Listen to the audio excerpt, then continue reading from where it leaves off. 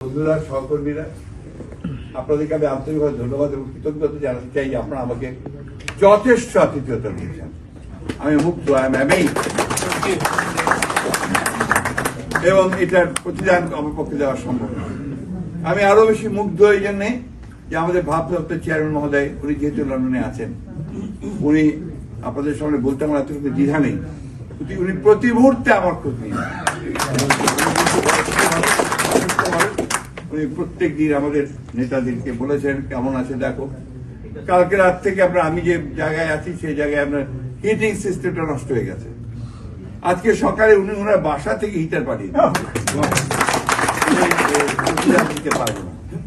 আমি আপনারা সবাই দোয়া করবেন আমি যেন সারাটা আমার বাকি জীবন যতদিন বেঁচে আছি আমি যেন বিএনপির কাজ করতে পারি, আমি যেন loyal to my leaders Begum Khaleda Zia এবং তার এবং মানুষকে ঐক্যবদ্ধ করার চেষ্টা করতে পারি।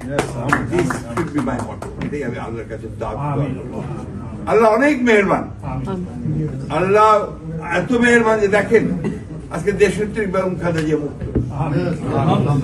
আজকে আমাদের ভারপ্রাপ্ত চেয়ারম্যান সাহেব এখন পরিকল্পনা করছেন দেশে ফিরে যাবেন, তাই না?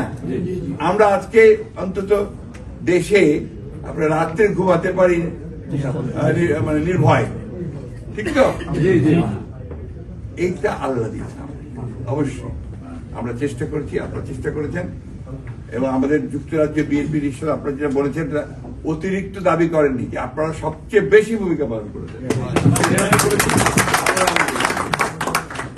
আনপ্রেসিডেন্টেড। আপনাদেরকে আমি ধন্যবাদ জানাই। আবার